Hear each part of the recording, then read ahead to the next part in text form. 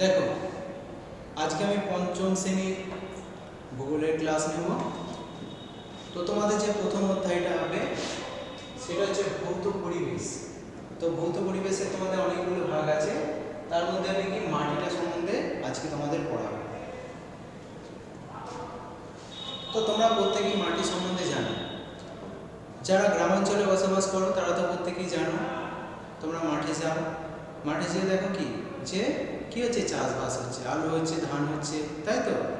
তো যে কি করা হচ্ছে না, আমাদের মাঠেতে কি করা হচ্ছে, যে সমস্ত আমাদের মাটি রয়েছে সেই মাটিতে আমরা কি করছি না, বিভিন্ন সময় বিভিন্ন ঋতুতে ফসল চাষ করছি। আবার শহর অঞ্চলে যারা আছো তারাও কি মাটির সঙ্গে পরিচিত।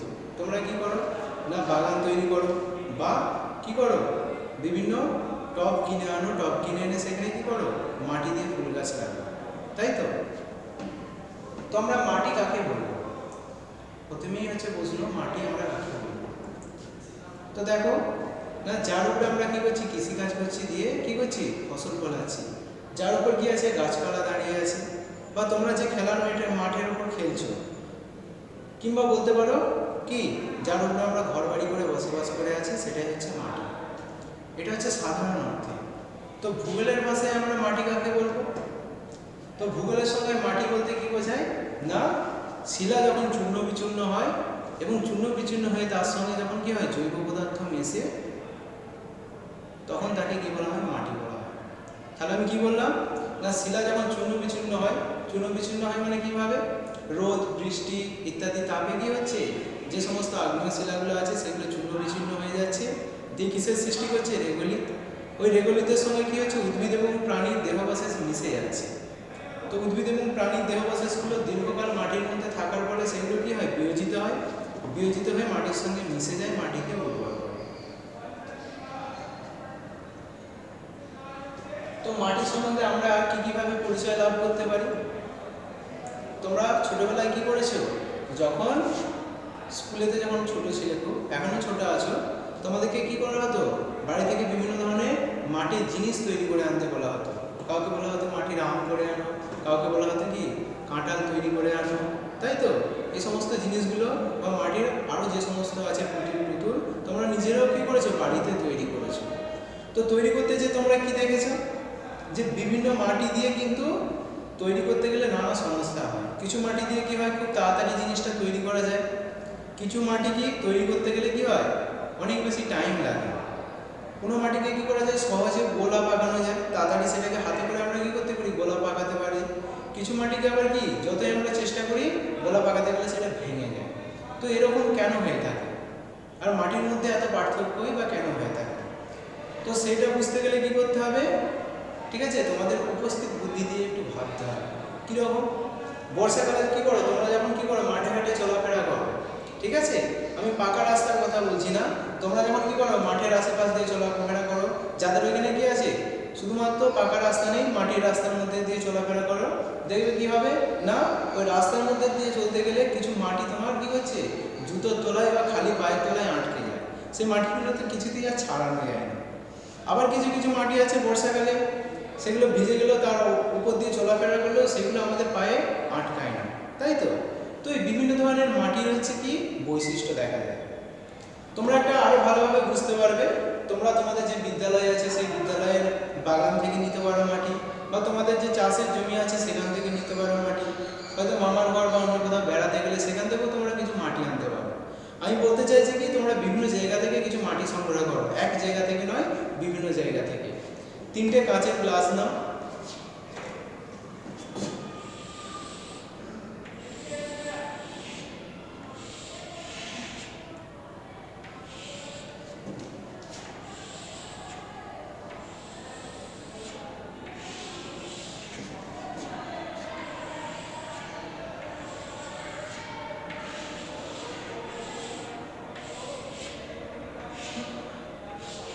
এই 3টের মধ্যে কি করবে, 3 রকমের মাটি দেবে, বা 3 জায়গা থেকে আনা মাটিকে এর মধ্যে দিয়ে জলেতে ভালো করে কি করবে, এদিকে কাঠি দিয়ে বা চামচ দিয়ে ভালো করে নাড়িয়ে নেবে।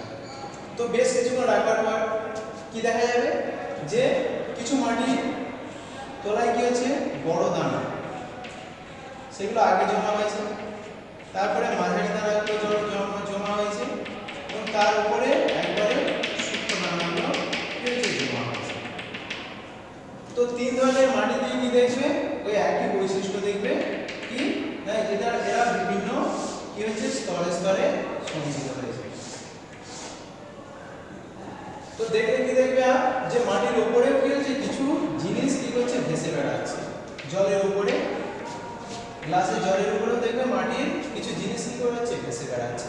তো এই জিনিসগুলো কি কি আমরা যে তিনটে গ্লাসে মাটি রাখলাম দিয়ে সেগুলোকে ভালো করে গুলিয়ে নিলাম, তারপরে আমরা কি দেখবো কিছুক্ষণ রেখে দেওয়ার পরে সব থেকে ভারী জিনিসগুলো কি হচ্ছে গ্লাসের তলদেশে আছে জমা আছে আর হালকা জিনিসগুলো উপরের দিকে আছে। তো সব মাটির কি হয় না দানা সমান হয় না। দানা সমান হয় না মানে কি কোনো মাটির দেখবে দানাগুলো গ্লাসের তলায় একটু বড় আকৃতি, আবার কোনো মাটি দেখবে দানাগুলো প্রায় একই আকৃতি, আবার কোনো মাটি দেখবে কিছু দানা কি হচ্ছে ছোট খুব সূক্ষ্ম নিচের উপরের দিকে আর কিছু দানা আছে মাঝারি। আবার বলছি কোনো গ্লাসের মাটি দেখবে খুব বড় দানা আছে, ঠিক আছে, তার উপরে সূক্ষ্ম দানা। কোনো মাটিতে দেখবে সব দানাগুলোই হচ্ছে সূক্ষ্ম, আর কোনো মাটিতে দেখবে তলদেশে গ্লাসে জমা হয়েছে কিছু মাঝারি দানা আছে আর কিছু সূক্ষ্ম দানা আছে। দেখো এই দানার উপর ভিত্তি করে আমরা মাটিকে কি করতে পারি তিন ভাগে ভাগ করতে পারি। যে গ্লাসের মাটির দানাগুলো খুব সূক্ষ্ম হয়, ঠিক আছে, তাকে বলা হয় এঁটেল মাটি।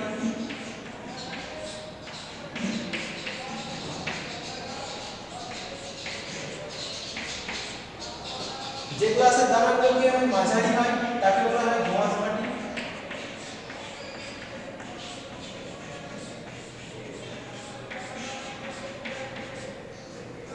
আর যে গ্লাসে কি হয় না মাটির দানার যে কণাগুলো সেগুলো খুব বড় আকৃতির হয় তাকে বলা হয় বেলে মাটি।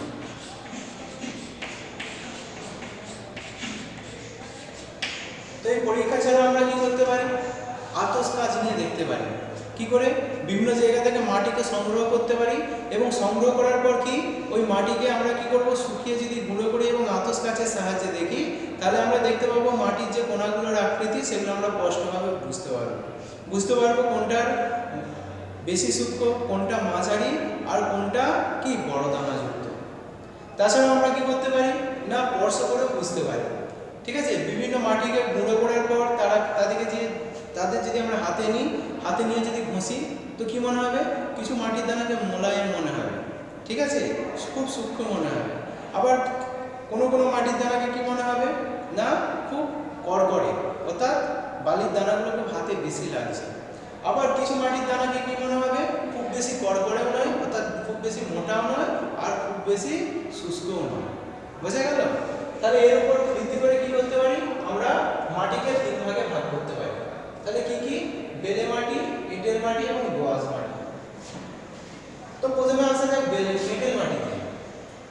তো এঁটেল মাটি কিরকম হয় না এই মাটি কি হয় খুব চটচটে হয়ে থাকে, দানাগুলো খুব সূক্ষ্ম একটা অপরের খুব কাছাকাছি লেগে থাকে, ঠিক আছে, যার জন্য ওই মাটির কি হয় গঠন খুব কি হয়ে থাকে ঘন হয়ে থাকে, যার জন্য কি এঁটেল মাটির মধ্যে দিয়ে সহজে কি করতে পারে না জল প্রবেশ করতে পারে না। তাছাড়াও কি হয় ও জলটাকে অনেকক্ষণ ধরে রাখতেও পারে, অর্থাৎ ওই মাটির উপরে যে জলটা জমে থাকে খুব সূক্ষ্ম দানা বলে ওর মধ্যে ছিদ্র কম থাকে বলে জলটা নিচের দিকে সহজে যেতে পারে না। বুঝে গেল? আচ্ছা, এই মাটি ভিজে গেলে কি হয় পিচ্ছিল মনে হয় সাবানের মতো। এঁটেল মাটি যখন হাতে নেবে সেটা কি করবে খুব পিচ্ছিল হবে এবং চটচটে হবে এবং এই মাটিকে কি করা যায় খুব সহজেই গোলা বাগানো যায়, ভাঙে না, ঠিক আছে, খুব সহজেই এই মাটিকে গোলা বাগানো যায়। তো এই জল ধারণ ক্ষমতা কি হয় বেশি সূক্ষ্ম গঠনযুক্ত বলে এবং কি করতে পারে এই মাটি খুব ঘন হয়ে থাকে এবং ভারী হয়ে থাকে। তো এই মাটিতে কোন কোন ফসল ভালো হয় যে সমস্ত ফসলগুলো জল বেশি প্রয়োজন হয় সেই ধরনের ফসল ভালো হয়, যেমন ধান পাট, ঠিক আছে, এঁটেল মাটিতে খুব ভালো হয়ে থাকে। দ্বিতীয় যেটা আছে সেটা হচ্ছে দোআঁশ মাটি। তো দোআঁশ মাটি মানে কি দোআঁশ, ঠিক আছে, মধ্যবর্তী মাটি। তো এর মৃত্তিকার যে কণাগুলো সেগুলো খুব বেশি কি হয় না বড় হয় না আর খুব ছোটও হয় না, সোজা কথায় মাঝারি হয়ে থাকে। তো এর মধ্যে কি থাকে দানাগুলো মাঝারি বলে ফাঁকা স্থান থাকে এবং সহজেই কি বায়ু চলাচল করতে পারে। শুধু বায়ু চলাচলও নয় ফাঁকা স্থান থাকে বলে সহজে কি হয় জলও চলাচল করতে পারে। তো জল কি ধারণ ক্ষমতা মাঝারি, এর মধ্যে বালিও থাকে আর কাদাও থাকে, যার জন্য জল ধারণ ক্ষমতা হচ্ছে মাঝারি। ঠিক আছে, জল এর মধ্যে দিয়ে কি হয়, খুব ধীরে ধীরে নিচের দিকে নামে, এটা হচ্ছে দোআঁশ মাটি। তো এই মাটিতে বায়ু চলাচল করে, আবার কি মাঝারি ধরনের জল ধারণ ক্ষমতাও আছে। তো দোআঁশ মাটি হচ্ছে সবথেকে উর্বর, সব ধরনের ফসল এই মাটিতে চাষ হয়ে থাকে। ধান বলো, পাট বলো, আখ, তুলা, ঠিক আছে, গম, সব কিছুই কি হবে না দোআঁশ মাটিতে চাষ হয়ে থাকে। এরপরে আসা যায় কি বেলে মাটি। নাম শুনি বুঝতে পারছো, বেলে কি, বালি থেকে বেলে কথাটা এসেছে। এই মাটিতে কি থাকে, প্রচুর পরিমাণে কি থাকে, বালি থাকে। হাত দিয়ে যদি অনুভব করা যায় খুব মোটা দানা অনুভব হয়। ওর জন্য কি হয়, মাটির মধ্যে যে শূন্য স্থান সেটা খুব বেশি থাকে, ওর জন্য জলই ধরে রাখতে পারে না, জল সহজেই কি হয় নিচের দিকে কি হয় নেমে যায়। তাহলে এই মাটির জল ধারণ ক্ষমতা একদমই নয়। এই ধরনের মাটিতে কোন ফসল ভালো হয়ে থাকে না, তরমুজ, শসা, ঠিক আছে, এই যে ফসলগুলো আছে যেগুলো কি হয় জল কম লাগে, সেই ফসলগুলো কি হয়ে থাকে বেলে মাটিতে ভালো হয়ে থাকে। তাছাড়া মাটি আমরা কোথায় দেখে থাকবো, যদি কারো ঘরে বা পাশাপাশি অঞ্চলে কি হয় কারো ঘরে কল তৈরি করা হয়। কল মানে কি, টিউবওয়েল বা পাম্প, যার সাহায্যে মাটির নিচে থেকে আমরা জল তুলি। তখন কি করা হয়, ওই পাইপটা যত নিচের দিকে নামতে থাকে তত কি হয় মাটি উপরের দিকে উঠে আসে। তো প্রথমের দিকে দেখবে মাটিগুলো ঘন, যত নিচের দিকে যাচ্ছে মাটির রঙও পাল্টাচ্ছে এবং মাটির কি হচ্ছে যে গঠন, অর্থাৎ মাটির দানাগুলো সেগুলো দেখবে কোথাও সূক্ষ্ম, কোথাও আবার মোটা। ঠিক আছে, তো যখন কি হয় মাটির নিচের দিকে কি করা হয় গর্ত করা হয়, বা আমরা যখন কল গাড়ি তখন সেখান থেকে কি হয় বিভিন্ন ধরনের মাটি উঠে আসে। ঠিক আছে,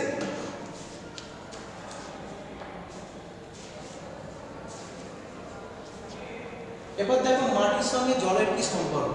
দেখো আমি তিন ধরনের মাটির কথা বললাম, এই তিন ধরনের মাটি দিয়ে আমি আর একটা পরীক্ষা করতে পারি কি না, ফিল্টার কাগজ। তো আমি কি করলাম, এখানে ফিল্টার কাগজ নিলাম, ঠিক আছে, ফিল্টার কাগজের মধ্যে এখানে কি দিলাম না বেলে মাটি দিয়ে দিলাম, ভর্তি করে দিলাম বেলে মাটি এই জায়গায়। এখানে ফিল্টার কাগজ নিলাম এবং এই অংশটা কি করলাম এঁটেল মাটি দিয়ে ভর্তি করে দিলাম। ঠিক আছে, এই অংশটা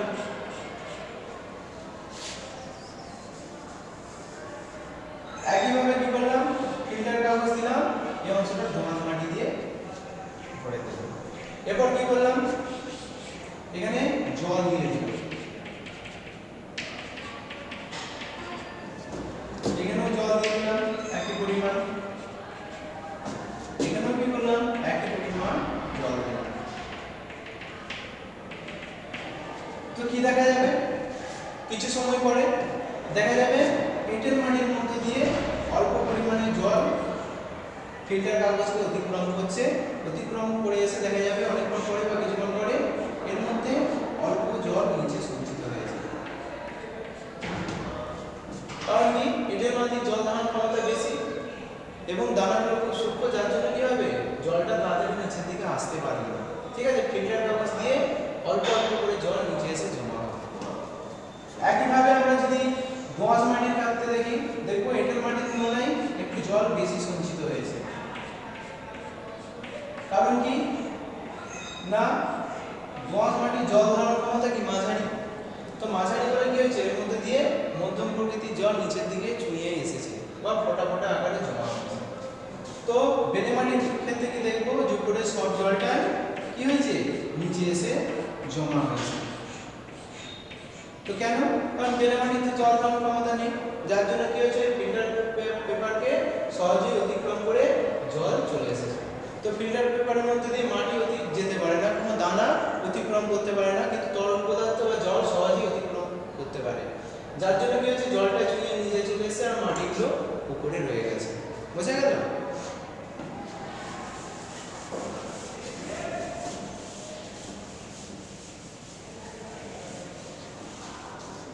এরপরে দেখো মাটির যত্ন। তো মাটির যত্ন বলতে আমরা কি বুঝবো, তো তোমরা যদি কি দেখো না বর্ষাকালে বা অন্যান্য সময় যদি জমি চাষ হয়, তোমাদের যদি দাদুর সঙ্গে বাবার সঙ্গে কি হয় জমির ধারে যাও, তোমরা কি দেখতে পারবে জমিতে অনেক কি কাঁকড়া চলাফেরা করছে। তাছাড়া কি আছে, শামুক আছে, এবং দেখবে অজস্র কেঁচো কি বর্ষাকালে মাটির মধ্যে ঘোরাফেরা করছে। তো যে প্রাণীগুলোর নাম বললাম এরা কি করে, এরা মাটির উর্বরতা বৃদ্ধি করে। কারণ কি, কেঁচো কি করে না নিচের মাটিকে ওপরে নিয়ে আসে এবং মাটির মধ্যে কি করে ফাঁকা স্থান তৈরি করে, মাটিকে আলগা করে, যার জন্য কি করে গাছ খুব সহজেই ওর মধ্যে দিয়ে শিকড়কে প্রবেশ করাতে পারে, অর্থাৎ শিকড়কে খুব বহুদূর পর্যন্ত প্রসারিত করতে পারে খুব সহজেই। তাছাড়া কি করে কেঁচো ওই মাটিটাকে মেশায়, উপরে এবং নিচের মাটিটাকে মেশায়, জন্য মাটির উর্বর শক্তিও বাড়ে। তাছাড়া মাটি কি তৈরি করে, মাটিটাকে খেয়ে নেয় এবং সেই মাটিটাকে আবার কি মল রূপে মূত্র রূপে ত্যাগ করে, যেটা কি হয় মাটির উর্বরতা বাড়ে। তাছাড়া কেঁচো, কাঁকড়া, ঠিক আছে, এদের দেহ কি চুন জাতীয় পদার্থ দ্বারা গঠিত। যখন এরা মারা যায় তখন কি হয়, জমিতে এদের দেহটা মিশে যায় এবং জমির উর্বর শক্তি বৃদ্ধি করে। তাছাড়া কেঁচো, শামুক এবং অন্যান্য যে সমস্ত কীট পতঙ্গ রয়েছে তারা কি করে মাটির মধ্যে বসবাস করে এবং মাটির মধ্যে উদ্ভিদ এবং প্রাণীর যে অংশগুলোকে আছে সেগুলোকে খেয়ে ফেলে বা বিয়োজিত করে মাটিতে মিশিয়ে দেয় এবং মাটির উর্বরতা বৃদ্ধি করে। তো বর্তমানে কি হচ্ছে, আমরা প্রচুর পরিমাণে রাসায়নিক সার ব্যবহার করছি আর কীটনাশক ব্যবহার করছি। আগে কি করা হতো, জমিতে গরুর হালে চাষ দেওয়া হতো, ঠিক আছে, লাঙল দেওয়া হতো। এখন কি হচ্ছে, ট্রাক্টর দেওয়ার কারণে কি হচ্ছে, উপকারী প্রাণীগুলো মারা যাচ্ছে, ঠিক আছে। তাছাড়া আমরা কি করছি, প্রচুর পরিমাণে ওষুধ দিচ্ছি, ওষুধ দেওয়ার ফলে কি হচ্ছে, আমাদের কেঁচোগুলো নষ্ট হয়ে যাচ্ছে বা অন্যান্য যে সমস্ত উপকারী প্রাণীগুলো মাটির মধ্যে আছে সেগুলো নষ্ট হয়ে যাচ্ছে। তাহলে কি হচ্ছে, মাটির যে স্বাভাবিক উর্বর শক্তি সেটা কি হয়ে যাচ্ছে, আস্তে আস্তে নষ্ট হয়ে যাচ্ছে, বুঝা গেল। তাছাড়া আমরা কি করি না, শহরাঞ্চলে বা গ্রামাঞ্চলে আমরা এখন খুব বেশি পরিমাণে কি করি, প্লাস্টিক ব্যবহার করি। আমরা দোকান থেকে যাই জিনিসপত্র কিনি, ঠিক আছে, সেটা আনাজ বাজার হোক, সবজি বাজার হোক, কোনো খাবারের দোকান হোক, আমরা প্রচুর পরিমাণে কি করি, প্লাস্টিক আমরা নিয়ে আসি। তাছাড়া আমরা ডিটারজেন্ট ইউজ করছি, শ্যাম্পুর পাতা ইউজ করছি, এখানেও আমরা কি করি, প্রচুর পরিমাণে পলিথিন, এই সমস্ত জিনিসগুলোকে আমরা চাষের জমিতে ফেলে দিই। তো চাষের জমিতে ফেলার ফলে কি হয় না, এগুলো জমির উপরে জমা হয়ে গেলে ওইগুলো একটা কি করে অপ্রবেশ্য স্তর সৃষ্টি করে, যার মধ্যে দিয়ে সহজে জলটা মাটির নিচে প্রবেশ করতে পারে না, ঠিক আছে। আর কি হয়, গাছ শেকড় ওর মধ্যে দিয়ে কি করতে পারে, চালাতে পারে না, কারণ মাটির মধ্যে যখন ওইগুলো খুব বেশি পরিমাণে জমা হয়ে যায় তখন গাছ ওইগুলোকে ভেদ করে শিকড়গুলোকে চালাতে পারে না, ফলে যার জন্য কি হয়, জমির যে স্বাভাবিক উর্বর শক্তি সেটাও কি হয়, ধীরে ধীরে কমে আসে। তো তার জন্য আমাদেরকে কি করতে হবে, মাটির যত্ন নিতে গেলে আমাদেরকে কি করতে হবে, মাটিকে কি সুস্থ এবং সবল রাখতে হবে। তার জন্য আমাদের কি করতে হবে, কীটনাশকের ব্যবহার কমাতে হবে। তাছাড়া কি করতে হবে, আমাদেরকে এই যে সমস্ত উপকারী প্রাণীগুলো আছে সেগুলোকে বাঁচিয়ে রাখার জন্য জৈব সার ব্যবহার করতে হবে। জৈব সার মানে গোবর সার, এই সমস্ত পাতা পচা, এগুলোকে আমাদেরকে কি করতে হবে, জমিতে বেশি করে প্রয়োগ করতে হবে, ঠিক আছে। যথেচ্ছভাবে বা যখন তখন আমাদেরকে রাসায়নিক সার বা কীটনাশক এগুলোকে ব্যবহার করা চলবে না। এবার দেখো, তো মাটিতে কি কি আমাদের চাষ হয়, অনেক কৃষিজ ফসল চাষ হয়, তার মধ্যে আমি একটা কথা বলবো কি, ধান আর চা। তো ধান কি ধরনের মাটিতে চাষ হয়, তো ধান আমাদের দেশে সব ধরনের মাটিতেই চাষ হয়, তবে ধান চাষ সব থেকে কোন মাটিতে ভালো হয়, যে মাটিতে বেশি জল দাঁড়াতে পারে, ঠিক আছে। আমাদের কি আছে, গঙ্গা, দামোদর, এই সমস্ত যে সমস্ত নদী আছে, এই নদী উপকূলবর্তী অঞ্চলে কি হয়, প্রচুর পরিমাণে পলি জমা হয়। তো প্রচুর পরিমাণে পলি জমা হয় এবং এই জায়গাগুলো কি হচ্ছে, খুব নিচু, এই জন্য এখানকার কি হয়, সহজে জল জমে থাকতে পারে, সমতল এবং নিচু, যার জন্য জল জমে থাকতে পারে। এই উর্বর মাটিতে কি হয়, আমাদের এখানে প্রচুর পরিমাণে ধান চাষ হয়। তোমরা পড়ে থাকবে, পশ্চিমবঙ্গ কি ধান উৎপাদনে ভারতের মধ্যে প্রথম। হ্যাঁ, কি বললাম, পশ্চিমবঙ্গ ধান উৎপাদনে ভারতের মধ্যে প্রথম, বোঝা গেল। এবার পশ্চিমবঙ্গের মধ্যে আবার কি আছে, বর্ধমান জেলা আছে, তাকে ধানের গোলা বলা হয়। তো পশ্চিমবঙ্গ হচ্ছে ভারতের প্রথম, আর পশ্চিমবঙ্গের মধ্যে প্রথম কি, বর্ধমান। এখানে প্রচুর পরিমাণে কি আছে, তোমার ধান উৎপন্ন হয়, ধান জমি প্রচুর পরিমাণে আছে।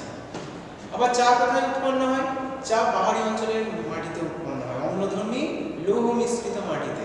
তো পাহাড়ি অঞ্চলে কি আছে, সব শিলা আছে, সেই শিলাগুলো কি হচ্ছে, ভূমিকম্পের কারণে রোদ জল বৃষ্টিতে ক্ষয় পাচ্ছে, ক্ষয় পেয়ে কি হচ্ছে, পাহাড়ের ঢালেতে মৃত্তিকার সৃষ্টি করছে বা মাটির সৃষ্টি করছে, বোঝা গেল। তো ওই পাহাড়ি অঞ্চলে মাটিতে কি করা হয়, ধাপ কাটা হয়। যদি আমি এবার পাহাড়ি অঞ্চল দেখাই, তো ধাপ কাটা হয়।